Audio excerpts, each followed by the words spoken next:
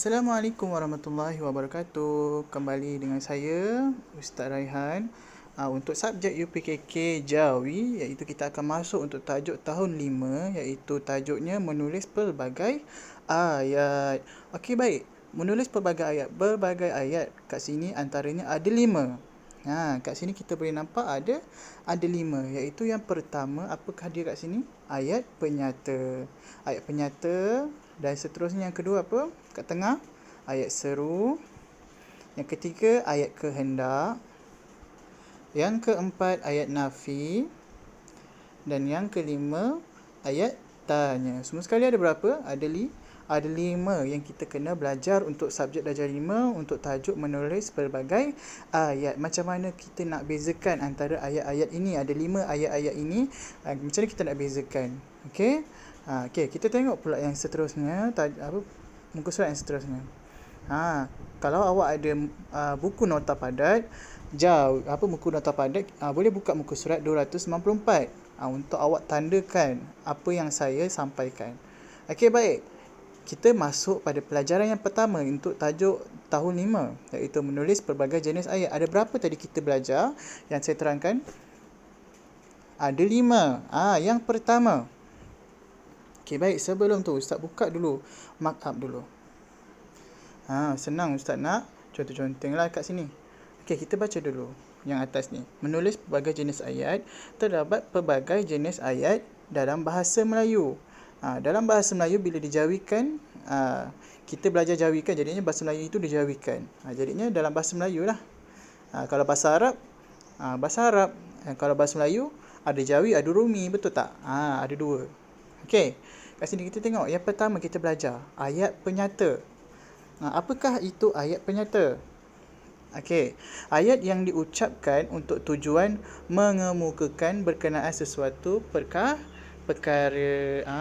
Nampak kat sini. Besar pula kat situ. Okey, lagi semula Saya kecilkan sikit. Apa tadi? Mengemukakan berkenaan sesuatu perkara. Gariskan perkataan tu. Bila kita nak menyatakan sesuatu perkara, contohnya apa kat bawah tu? Kebersihan itu sebahagian daripada iman. Dia nak menyatakan bahawa kebersihan itu sebahagian daripada iman. Okey, kat sini apa tanda dia? Buat koma kat situ. Biasanya ayat penyata ada titik. Ada titik ataupun noktah dekat ujung ayat untuk mematikan, untuk menyatakan ayat itu. Dia tak ada koma ke, tak ada apa. Mungkin ada koma sebahagian ayat, tetapi kalau ayat itu pendek untuk ayat penyata, maka ayat itu hanya sekadar noktah sahaja. Okey, baik, kita masuk kepada yang kedua. Apa kat sini murid-murid? Ayat nafi. Apa maksud nafi? Nafi itu menidakkan, tidak. Awak boleh buat tanda juga kat sini. Apa maksud dia? Tidak. Kat bawah tu ada, kat bawah tu. Kita baca dulu. Ayat yang diucapkan untuk menafikan sesuatu perkara menggunakan perkataan tidak atau bukan. Menafikan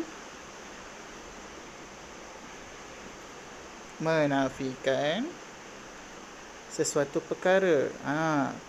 Okey, apa contoh ayat perkataan dia? Ini. Bulatkan, kalau boleh highlightkan. Kalau ada highlight. Tidak atau bukan. Contohnya, biasa perkataan nafi ni, ayat nafi dia mesti ada perkataan tidak ataupun bukan. Okey, contoh yang pertama, kereta itu bukan milik saya. Mana ayat nafi kat sini? Bukan. Nampak? Kereta itu bukan milik saya. Kalau kita tengok sekali imbas, kita tengok itu adalah ayat untuk ayat penyata. Ayat penyata sebab ada noktah kan. Tetapi kalau ayat nafi, untuk ayat nafi pula, walaupun dia ayat nyata ataupun ayat yang ada tanda seru ke, tanda soal ke, tapi kalau ada bukan ataupun tidak, dia merujuk kepada ayat nafi. Kereta itu bukan milik saya. Itu dia menafikan yang itu bukan milik dia. Okay, yang kedua contoh, Ahmad tidak suka mendengar radio. Dia tak suka. Apa perkataan ataupun ayat nafi kat sini?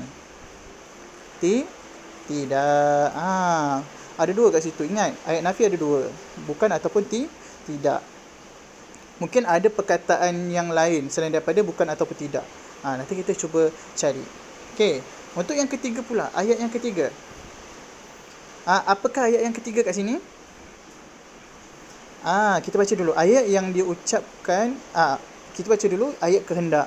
Ayat kehendak adalah ayat yang ketiga, iaitu ayat yang diucapkan dengan tujuan memohon permintaan, pertolongan, suruhan, larangan dan jemputan. Memohon permintaan, suruhan, larangan dan jemputan. Contohnya, baik, contoh yang pertama, apakah dia? Sila beratur semasa membeli makanan. Biasanya dia ada perkataan apa? Meminta kan? Kat sini ayat pertama ayat apa? Sila. Sila, dia minta tolong. Silalah. Sila beratur. Maksud dia menyeru. Dia suruh orang tu beratur. Okey, kita tengok pula ayat yang kedua. Bantulah orang yang susah. Kebiasaannya ayat kehendak ni dia ada nokta kat ujung. Okey, kita tengok. Bantulah orang susah. Bantulah. Ini adalah ayat kehendak. Walaupun dia ada dua. Kat sini ayat kehendak dan ada nokta.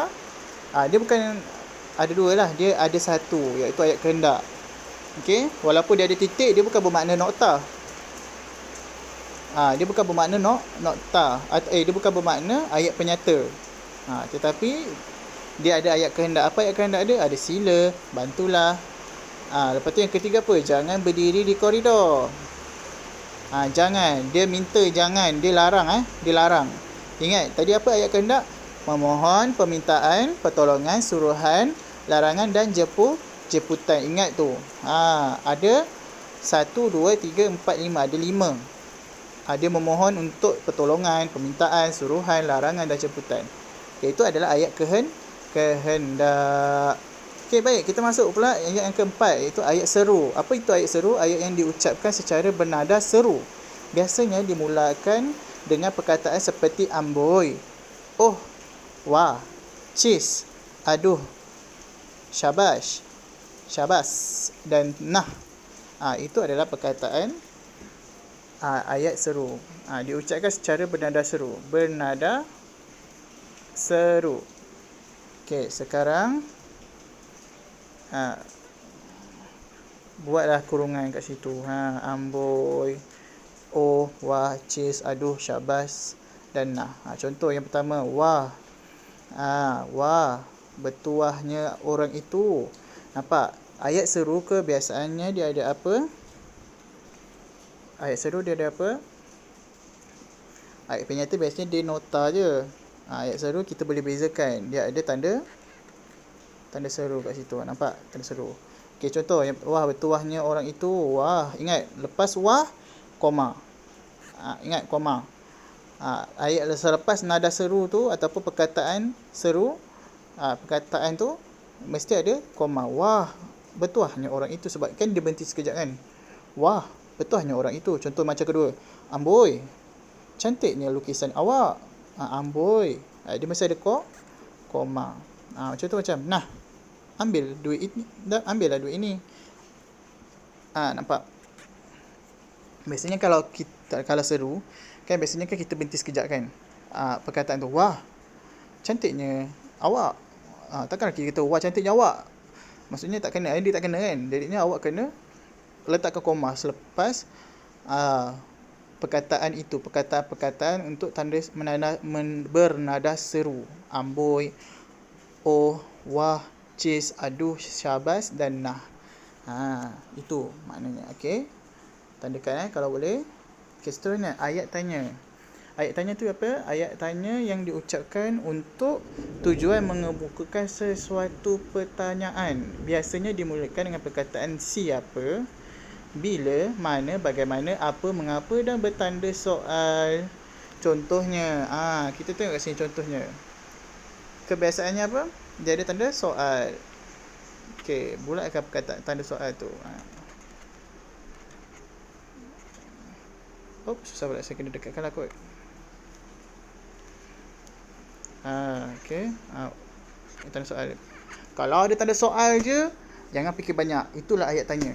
Ingat, kalau ada tanda soal je, itulah ayat tanya. Macam tadi, kalau ada tanda seru je macam kat belakang ni, tanda seru, ayat terbalik ni, jangan cakap banyak. Itu memang ayat seru. Ingat. Contoh apa? Bilakah Malaysia merdeka? Bilakah? Dia ada perkataan tanya dekat awal kan. Bilakah? Bagaimana? Mengapa? Okey. Okey. Sebelum tu buat tanda dulu. Okey, baik. Kita akan masuk yang seterusnya.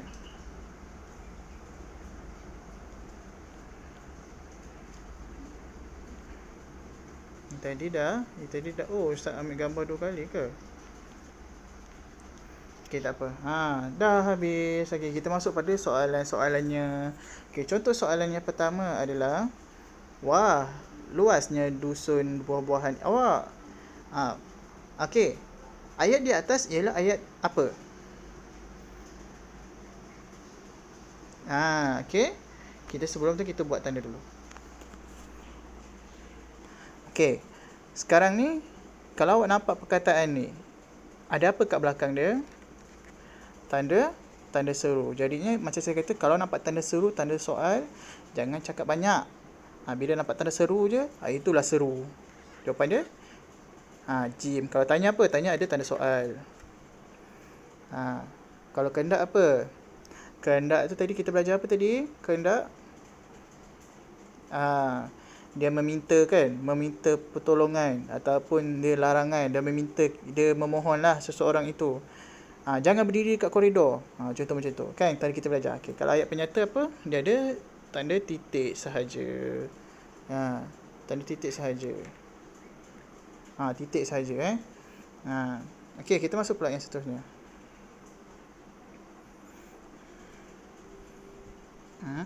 Hitam pula. Yang seterusnya. Okey, yang seterusnya ini. Kita tengok ayat tu. Sebelum solat, hendaklah berwuduk. Cuba teka. Okey, ayat apa tu? Ayat di atas ialah ayat okey. Ayat apa? Ayat kehendak ke? Ada dicakap, ada minta pertolongan? Tak ada. Ayat nafi ke? Ayat nafi bukan. Tak ada perkataan tidak ataupun bukan kan? Maka dia bukan ayat nafi. Ayat seru ke? Bukan. Kalau ayat seru apa? Tanda dia? Tanda tu. Ayat seru. Sekarang dia, ayat itu tak ada apa-apa. Tak ada ayat kehendak, tak ada ayat nafi. Maka dia adalah ayat penyata. Ingat, ayat penyata biasanya dia ada penyataan dia kenyataan sahaja ayat tu, dan diakhiri dengan nokta. Itu adalah ayat penyata. Okey, baik, teruskan. Okey, kat sini ada juga soalan yang jenis dia suruh kita pilih mana tanda baca yang betul. Okey, kita tengok pilih ayat menggunakan tanda bacaan yang betul. Kat sini mana yang betul? Okey, kita tengok yang pertama satu-satu. Jangan pulang lambat, pesan ibu. Betul ke salah? Salah. Biasanya kurungan yang kita belajar apa kat mana? Kurungan ni biasa dekat ayat kan? Bukannya pesan ibu. Ayat biasanya kita letak ayat apa tu, kurungan tu. Okey, tengok pula ba. Jangan pulang lambat, pesan ibu. Betul ke salah? Salah. Biasanya pengikat kata ni berada di sini. Biasa pengikat kata berada dekat sini. Antara dua ni. Sebab biasa pengikat kata nama pun pengikat kata dia mengikat kata tu. Ada kata-kata ibu tu. Apa ibu dia kata? Bukannya kau letakkan pengikat kata tu sampai kata ibu. Itu dah lain. Okey, itu dah salah. Okey, sekarang kita tengok yang jim pula. Jangan pulang lambat, pesan ibu. Betul ke salah? Yang jim. Jim betul ke salah? Salah. Sepatutnya jangan pulang lambat. Sepatutnya ada apa? Ada koma kan? Ada koma. Jangan pulang lambat, pesan ibu. Sebab kenapa ada koma? Sebab takkan ibu dia terus sebab bila pengikat kata selepas pengikat kata yang awal dia dah ada ayat kan, lepas ayat itu mesti letak koma. Okey?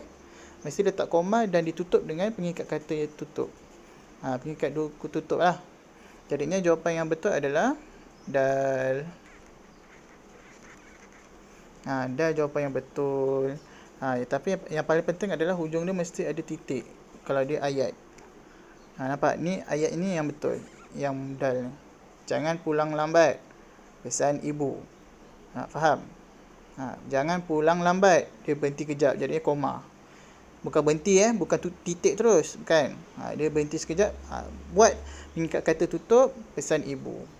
Okey, seterusnya. Ini adalah ayat seru kan? Betul tak? Ayat seru sebab ada apa? Ada tanda seru. Nampak tanda seru? Okey, dia jadinya ayat seru. Okey, apa yang paling sesuai untuk ayat ini? Oh, sakitnya mataku. Betul tak? Salah. Ataupun cis, sakitnya mataku. Tak sesuai. Wow, sakitnya mataku. Wow, dia suka dia suka mata dia sakit. Wow. Jadinya jawapan dia adalah aduh. Aduh, sakitnya mataku. Nama pun sakit. Aduh lah. Okey, seterusnya. Okey, itu sahaja untuk pembelajaran menulis pelbagai jenis ayat. Kita ulang balik tadi apa? Ada berapa? Ada 5, iaitu ayat penyata. Ayat penyata apa kat sini contoh dia? Senyum itu sedekah. Senyum itu sedekah. Titik. Dia nak menyatakan yang senyum itu adalah sedekah. Okey, yang kedua, ayat seru. Ayat seru kebiasaannya belakangnya ada titik. Ingat, ada titik pula, ada tanda seru lah. Air terbalik kan. Nampak je air terbalik, itu memang confirm ayat seru. Contoh, amboi cantiknya lukisan awak. Ingat, lepas amboi mesti ada koma. Okey, seterusnya ayat kehendak. Ayat kehendak ni apa yang kita belajar? Dia memohon pertolongan, larangan. Apa lagi? Itu semualah. Ada 5 tak silap ustaz tadi kita belajar. Contoh apa? Sila patuhi undang-undang jalan raya. Kita tengok sekali imbas macam ayat penyata kan. Tapi kat sini ada kehendak. Dia hendak menyatakan bahawa menyuruh kita patuhi undang-undang jalan raya. Okey, tengok pula yang ke-4 tadi. Ayat nafi.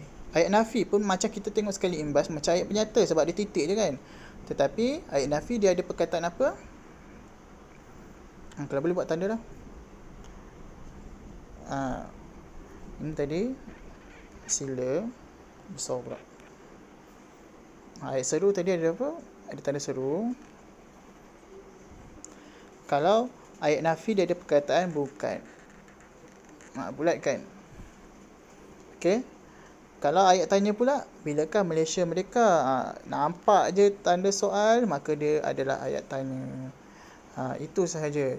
Saya rasa kat sini yang susah sikit untuk kita nak bezakan ada 3.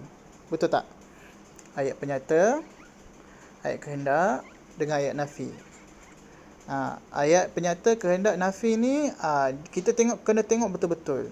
Kalau ayat seru ataupun ayat tanya, kita boleh bezakan sebab dia ada tanda kan, tanda seru dengan tanda soal.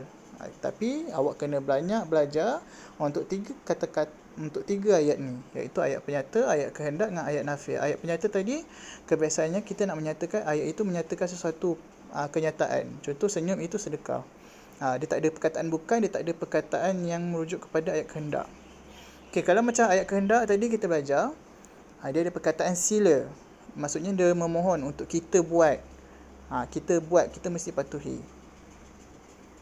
Tengok pula pada ayat nafi, beza pada ayat kehendak dengan ayat penyata adalah ayat nafi dia ada perkataan apa tadi? Ada 2. Bukan ataupun apa lagi satu? Dia ada 2 kan? Ada 2. Bukan